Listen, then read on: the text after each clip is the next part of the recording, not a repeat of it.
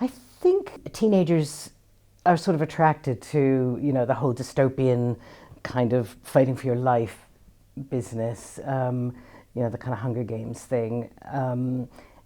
It's a fantasy. They know it's a fantasy, but I think there's a bit of a preparation in the years between sort of 12 and maybe 20 something, 22, of working towards a life without parents, without adults, without somebody taking care of you. And so all of those sort of dystopian, kids on their own save the world, I think is almost a metaphor for, the kids being able to go out into the world and be on their own.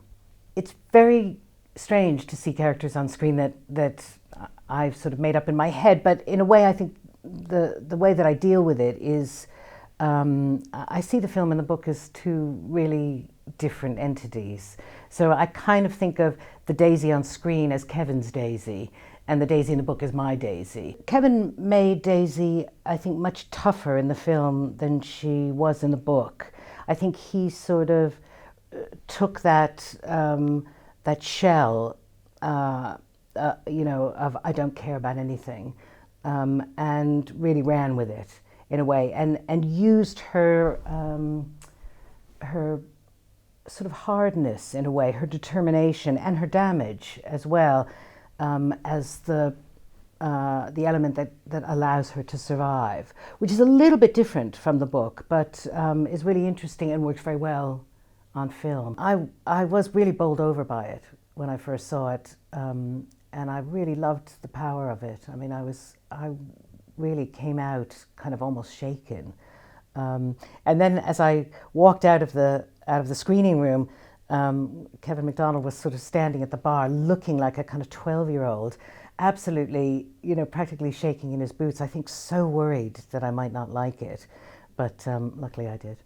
The question about whether kids need strong protagonists and strong female protagonists is kind of a funny one. Yes, obviously. I mean, I think children need strong women in their lives, and they need strong men in their lives. They need creative men in their lives and creative women in their lives. I mean, they need a little bit of everything. Whether we have an obligation to put it into literature is something altogether different. Again, I kind of write about strong women because I'm interested in strong women, and because when I was probably 14 or 15, I always felt like I was too strong, that I was being told all the time to tone myself down.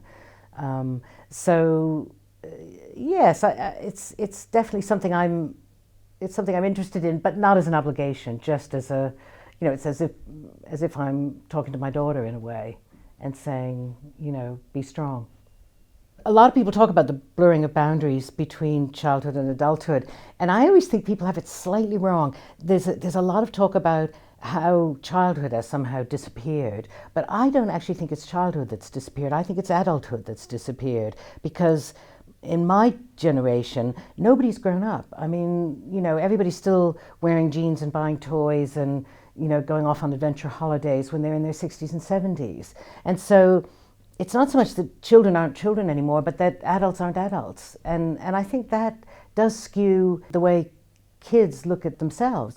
In Picture Me Gone, my protagonist is 12, and I always think 12 is a really interesting age because it's just at the point where kids start to realize that they're not going to be kids forever, that they're grown-ups, that they're parents, that the people in their lives are fallible, that they're going to die, that their job is to separate from their family rather than just to be loved by their parents and taken care of by their parents.